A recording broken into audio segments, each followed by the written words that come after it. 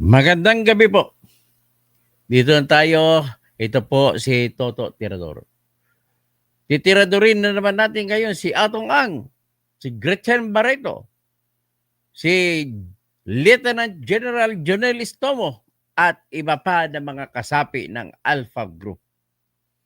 Ito ay resulta ng kanilang walang pakundangang pagpatay ng mga sabungero.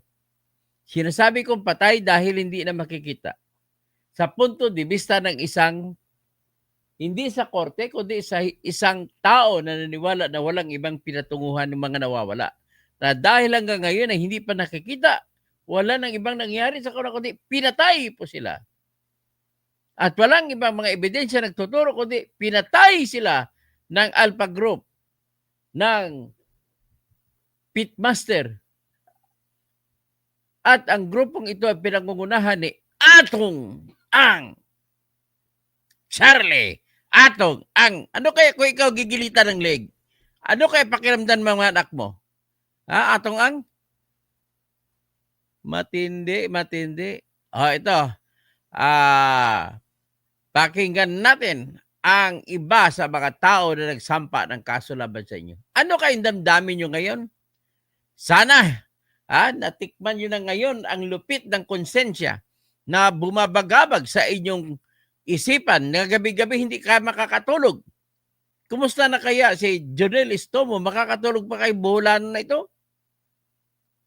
Kumusta rin itong si Gretchen Barreto? Nawawala na kayang ganda nito? Marami pa kayo iba. May mayor pa sa Leyte na sumali. Ano ba kayo? Feeling ninyo, pag makapatay kayo ng tao, akala nyo, kayo lang ang tama. O, papakinggan muna natin ito. At least nasampa na kanina, malakas na mga testigo, mga testimonya, malakas na inihinanda laban sa inyo, malakas na po mga ebidensya kahit isa na hindi, katawan ay hindi nakita. Ang isasampang kaso sa inyo ay crime against humanity committed by means of enforced disappearance. Magandang gabi, Pastor Rodi Rabi. Pakinggan natin. At least kahit na namatayan itong mga biktimang ito, ay natutuwa rin sila kahit papano. Dahil sa wakas, sa mahigit na 3 taon na kanilang paghihintay, pag-iiyak, at pagluluha, naubos na ang luha nila, pero at least sa ngayon, ang luha nila may ngiti na nakasama. Ito, pakinggan natin yung hinaing, iyak, sigaw, hagulhol ng pagtawag sa katarungan laban kay Atong Ang. Kaso at ano yung salobin niyo po doon? Murder po tsaka serious illegal detention po. Against kanino po? Kila Atong Ang po tsaka sa mga kasama. So ano pong salobin niyo tungkol dyan? Isa yan sa kapatid ng namatay. Siyempre masayang-masaya po dahil 4 years po namin nantay ito. Ano pangalan nila, sir? 4 years sinantay. Kahit na nawala na yung kapatid niya, masaya pa rin siya. Ryan Bautista po. Si Ryan Bautista. Siya pala yung kapatid ni Michael Bautista, yung may-ari ng ATM card na kinuha at winidraw. At ang nag-withdraw noon ay kapatid ni Dondon Patidungan na si Jose Patidungan. So, yan po ang nakikita ninyo. O ito, pakinggan natin ang balita ng UNTV na sana naman ay pasalamatan natin at gagamitin natin ang kanilang palabas.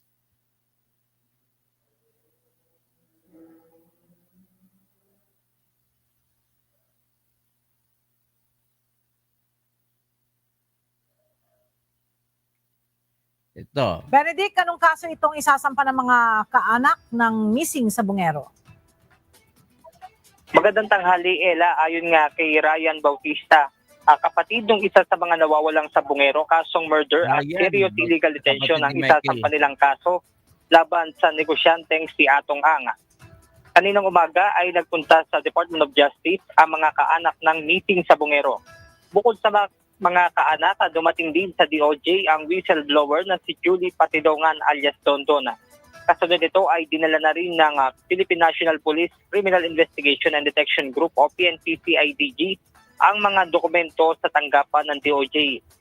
Kasunod din ay dumating sa DOJ si PNP Chief Police General Nicolas Torre III, ngunit sinabi nito na ang Department of Justice na ang magsasabi patungkol nga sa isasampa nilang kaso.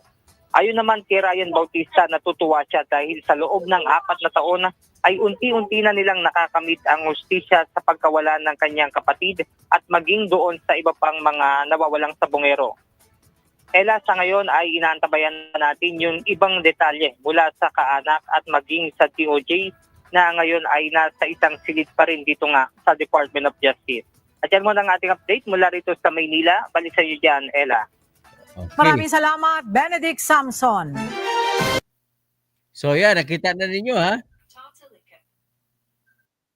Ito mo muna.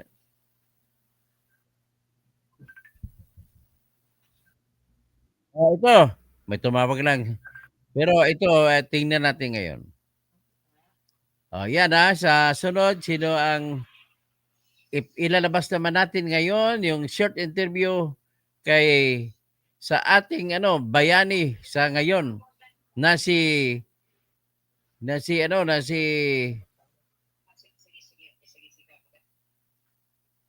Boying Rimulya. Okay, pasalamatan natin si Boying Rimulya.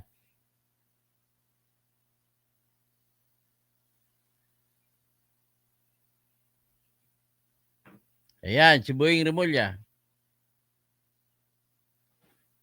Ebidensya na sana, naging bato pa. Bigong makakuha ng DNA profile ang PNP. Sa Ayan mga binalita ko lang nila dito na yung mga buto ay walang nakuhang DNA. Kasi sirang-sira na. So hindi masasabi ngayon kung yung mga buto na yon ay isa sa kaanak ng mga nawala. butong na-recover sa Taalik. Ay isa May sa mga nawala. na-extract naman sa mga butong nahukay sa Batangas. Pero hindi naman ito nag-match sa mga kaanak ng missing sa Bungeros. Yan ang agenda report ni Francis Folve. Walang DNA profile na na-extract ang PNP Forensic Group mula sa mga butong na-recover sa Taal Lake, kung saan itinapon umano ang mga nawawalang sa Bungero. Kontaminado na raw kasi ang mga ito dahil matagal na pagkababad sa tubig. Pero 3 DNA profile ang nakuha sa mga butong na-recover sa sementeryo sa Batangas, 2 lalaki at 1 babae. Kaya lang, hindi ito tumugma sa 23 DNA samples na hawak ng PNP mula sa mga kaanak ng missing sa Bungeros. Dinipensahan naman ng PNP ang dating CIDG chief na si Romeo Macapas matapos siyang makaladkad sa issue. Hiniling ng ilang kaanak ng mga biktima na paltan na si Macapas bilang chief investigator dahil sa umano'y pagbagal at ilang kahina-hinalang galaw ng proseso.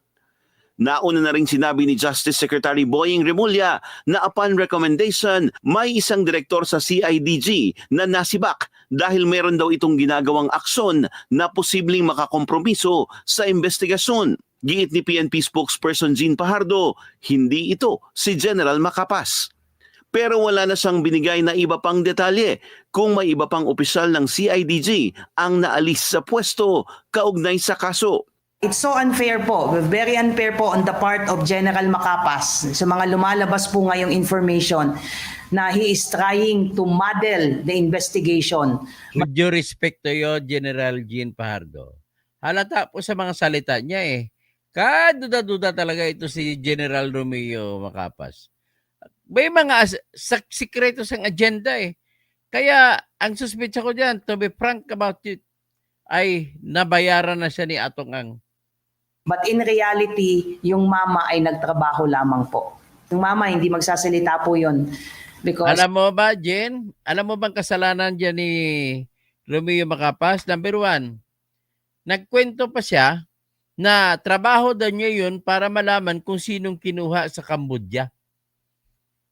Hindi naman niya trabaho yun Sinabi sa kanya ni Rimulya at saka ni Dondon Patidungan na kapatid ni Dondon Patidungan yon. At ibinibigay sana po yan, Jen, sa NBI. Bakit Nag-volunteer ito siya. Anong mayroon siya? Ba't siya nagbo-volunteer? Tapos sasabihin niya inaristo. Hindi naman niya aristo. Sino ka ba para mag-aristo sa Cambodia? Ibang bansa yun. Wala ka ng authority mag-aristo ron. Bagkos, ang katotohanan niyan, inantay na siya doon ng mga kapatid ni Dondon Patidongan. Nagtatago kasi patalon-talon ng ibang lugar ng mga kapatid ni Dondon Patidongan, yung dalawa, na nandoon sa Cambodia. Kasi papatayin din sila nung tauhan ni Atong Ang doon sa Cambodia. Grabe ang lawak ng mga kwan ni Atong Ang hanggang sa Cambodia. Pagpakinggan natin si Jean Fajardo. He's not used to the limelight. I'm taking the cudgels on behalf of General Macapas and on behalf of the PNP organization. Kinumpirma din ni Fajardo ang pahayag ni Macapas sa exclusive interview sa On Point ng Billionaire News Channel kagabi na hindi siya sinibak. Bagkos ay nirequest niya kay PNP Chief Nicolas Torre na ilipat na siya sa pwesto. Kahapon, nag-assume na si Macapas bilang Regional Director sa Region 12 o SOC-Sargen. I would say this with all certainty. No one and nobody could dictate kay Chief PNP kung saan po dapat dalhin ang mga officer at saan po dapat pumunta ang mga officer. It was the personal request of General Macapas na may lipat po siya sa ibang region po para mag-RD po.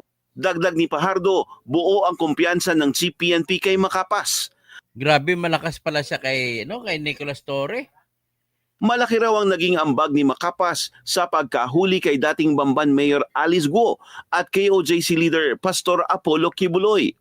Ngayon, focus na raw muna si Macapas sa mga hamon sa kanyang liderato sa SOC-Sargen.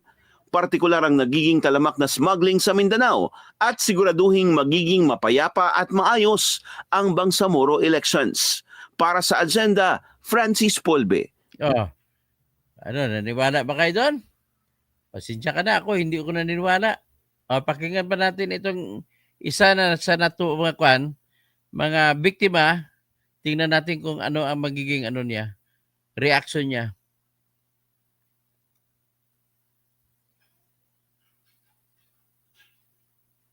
Yan.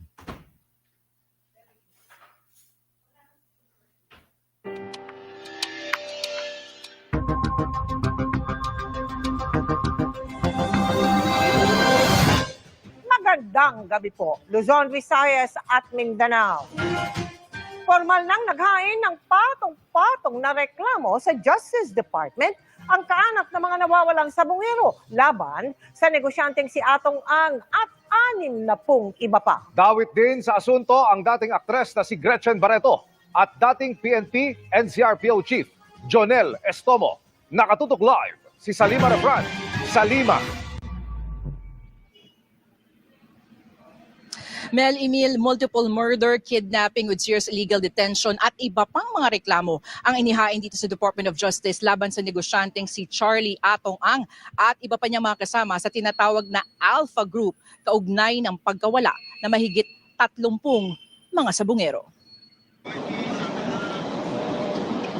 Bakit gano'n ang ang ginawa sa kanya? Si Merlin Gomez yan. Kung sabi nila Nanay ni Roel Gomez na nawala. Yung ang bayad, yung paslangin sila. Puno pa rin ang paghihinagpis si Merlin Gomez sa pagkawala ng kanyang anak Will sa Manila Arena noong Enero 2022. Nagtungo si Aling Merlin sa Department of Justice ngayong araw kasamang nasa 30 pamilya ng mga nawawalang sabungero upang maghain ng patong-patong na reklamo laban kay sabong tycoon Charlie Atong Ang at kanyang mga kasamahan sa tinatawag na Alpha Group. Ang mga kinasuhan po namin, syempre yung aming talagang matagal nang hinala si Mr. Atong Ang, kasama sila Eric De La Rosa, RJ Mejia, at saka yung mga pulis, si Attorney Caroline Cruz, multiple murder po at saka serious illegal detention. Kabilang din sa mga reklamo, enforced disappearance, paglabag sa Anti-Graft and Corrupt Practices Act, direct bribery, corruption of public officials, obstruction of justice, at paglabag sa international humanitarian law. Kasama si Ang, 61 respondents ang inireklamo, bukod pa sa ilang John Doe. Siya ang main player sa Isabong eh. Siya ang main player dyan, siya ang amo ni Totoy or Dondon. pera niya ang pinababayad para sa trabaho na ginagawa ng mga kontraktor na pulis. Kaya ang mahalaga talaga dito ay malitis to. Trial talaga ang mahalaga dito. Magkaroon na ng trial to on the merits. Meron namang witness who testifies to the fact that that person was involved in the commission of these crimes as the mastermind and as the head of a criminal organization. Kasama sa basehan ng mga reklamo ang salaysay ng akusado at ngayon whistleblower na si Julie Dondon Patidongan, pati na ang sa mga kapatid nito na sina Jose at Ella Kim Patidongan. Si Ella Kim, sinabi ni Remulla noon na panibagong testigo na may totoong ebidensya sa mga kaso. Ang reliability niya, ang kanyang testimony is foolproof in many ways because his picture appears sa isang ATM withdrawal na ATM ng isang missing sa Bungero. Mas mabigat pa dyan, na-witness siya rin ng pagpatay. 10 tao yun na-witness siyang patayin. Nang tanungin kung kasama sa mga May 10 tao pala na nakita ng isang testigo. So kahit hindi nakita po ang buto at ang katawan, ay sapat na po yun para gagamitin na ebidensya para patunayan na may pinatay si Atong Ang. inireklamo ang aktres na si Gretchen Barreto na isa sa mga dinadawit ni Patidongan, sabi ni Remulla. Meron man Jane Doe? Maybe if there's a Jane Doe, maybe she's the one. I don't know. Pero kasama yan sa pwede nating sabihin na persons of interest. Nakausap namin ang ilan sa mga kaanak ng mga sabungero. At So 59 pa na iba maliban kay Atong Ang, kay Gretchen Barreto, ang kasama sa kinasuhan na tinatawag na Alpha Group. Kasama dyan si Lieutenant General Jonel Estomo na pulis na sabi nagkukunwari pa na hindi isa kasama. kinumpirma nilang kasama sa reklamo si Barreto, pati ang dating PNP NCRPO chief na si retired General Jonel Estomo. Nauna na ring sinabi ng PNP na kakasuhan din ang magkakapatid na Patidongan. Sinusubukan pa ng GMA Integrated News sa makuha ang panig ni Ang at ng iba pang mga inireklamo. Pero nauna nang sinabi ni Ang, Barreto at Estomo na wala silang kinalaman sa pagkawala ng mga sabungero. Pinagkibit-balikat naman ni Remulla ang sinabi ng kampo ni Ang na si Patidongan at kanya. At ayan, siya si ang para magsyota. So anyway, tamsak na tayo.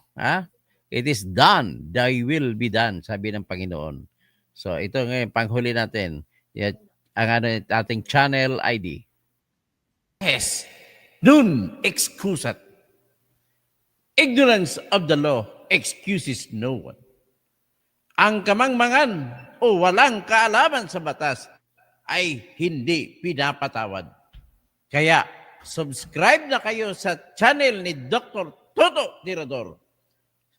Follow mo ko sa Facebook, Bertene Catalonia Housing. Follow mo ko sa Instagram at saka sa TikTok.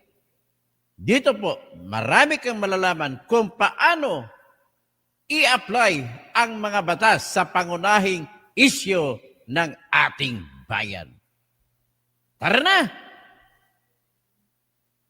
O, yan na tayo. Shout out na lang, Merlans Forever. Pagkamayaman ang sangkot sa kaso, idol, ang bagal ng hustisya.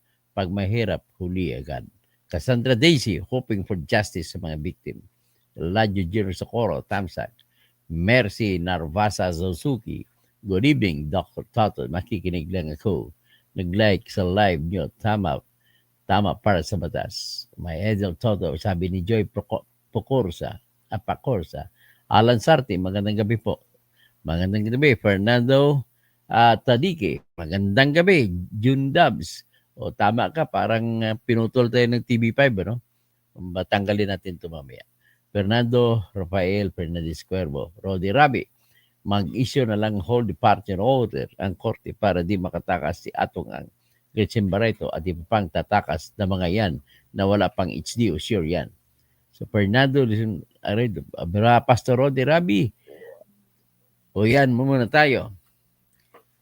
Maraming salamat po sa inyong lahat.